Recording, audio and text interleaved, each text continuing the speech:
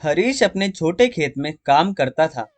कई सालों से सूखा पड़ा हुआ था और फसल की कम पैदावार के कारण उसकी हालत खराब हो चुकी थी। एक दिन खेत में काम करते हुए वह अपनी पत्नी से बात करता है। हरीश थके हुए स्वर में कहता है, हे सुनीता, ये खेती तो हमें कहीं का नहीं छोड़ रही। कर्ज चुकाने की तो बात ही दूर, घर चलाना भी मुश्किल हो गया है। तभी उसकी पत्नी सुनीता प्यार से कहती है, हिम्मत मत हारो, किस्मत हमेशा मेहनत करने वालों का साथ देती है। भगवान पर भरोसा रखो, सब ठीक हो जाएगा। उनकी बेटी प्रीति खुशी मनाते हुए आती है और अपने पिता से कहती है, पिताजी, मैंने इस बार क्लास में टॉप किया है। अगर मैं ऐसे ही पढ़ाई करूंगी तो एक दिन हमारी हालत जरूर बदल जाएगी। आप चिंता मत करो। तभी हरीश प्रीति को गले लगाते हुए कहता है, मेरी बेटी, तुम ही हमारी सबसे बड़ी उम्मीद हो। मैं तुम्हारी पढ़ाई के लिए कुछ भी करूंगा, बस तुम पढ़ाई करते रहो।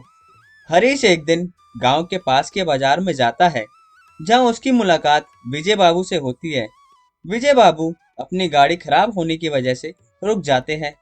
तो विजय बाबू परेशान होकर कहते हैं, यहाँ कोई मैकेनिक है क्या? और मेरी गाड़ी बीच रास्ते में खराब हो गई है, चल नहीं रही। हरीश आगे बढ़ते हुए कहता है, साहब, मैं आपकी मदद कर सकता हूँ। मैंने गांव के मैकेनिक को कई बार गाड़ियों पर काम करते हुए देखा है। कुछ देर में हरीश गाड़ी ठीक कर देता है और विजय बाबू उससे बहुत प्रभावित होते हैं। विजय बाबू आश्चर्य से कहते हैं, अरे, तुमने बड़ी आसानी से गाड़ी ठीक कर दी। तुम्हें और क्या क्या आता है? हरीश कहता है, साहब, मैं किसान हूँ। खेती में मेरी जिंदगी निकल गई, लेकिन हालात अच्छे नहीं हैं। इसलिए जो भी काम मिलता है मैं कर लेता हूँ। विजय बाबू सोचते हुए कहते हैं, अच्छा, तुम्हारी ईमानदारी और मेहनत मुझे पसंद आई। मैं तुम्हें अपने शहर में नौकरी देना चाहता हूँ। क्या तुम तैयार हो शहर चलने के लिए? हरीश और उसका परिवार शहर आकर विजय बाबू की कंपनी में काम शुरू करते हैं। विजय बाबू उसे एक छोटे बगीचे का प्रबंधन सौंपते हैं। हरीश सुनीता से कहता है, देखो सुनीता, यहाँ हमें एक नई शुरुआत का मौका मिला है। मैं अपनी पूरी मेहनत से इस काम को सफल बनाऊंगा। सुनीता मुस्कुराते हुए कहती है। मुझे तुम पर पूरा भरोसा है।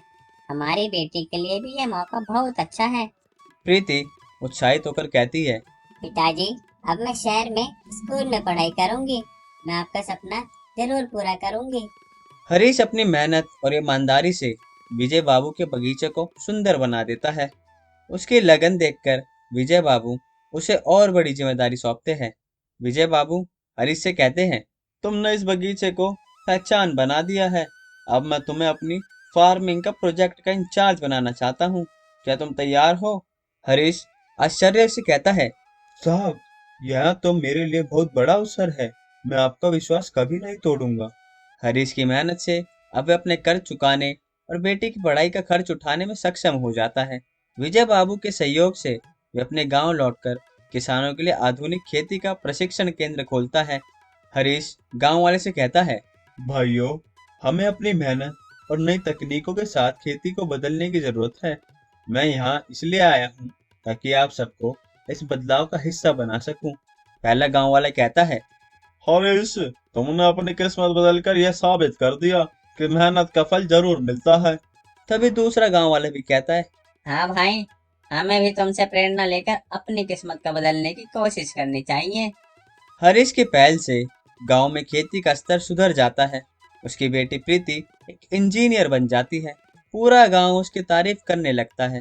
प्रीति अपने पिता से कहती है, पिताजी, आपकी मेहनत और संघर्ष ने हमें यह मुकाम दिया है।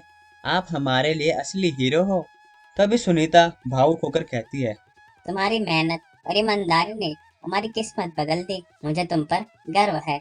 तो इस कहानी से हमें यह सीखने को मिलता है कि हालात चाहे कितने भी मुश्किल क्यों ना हो, मेहनत और ईमानदारी से किस्मत को बदला जा सकता है।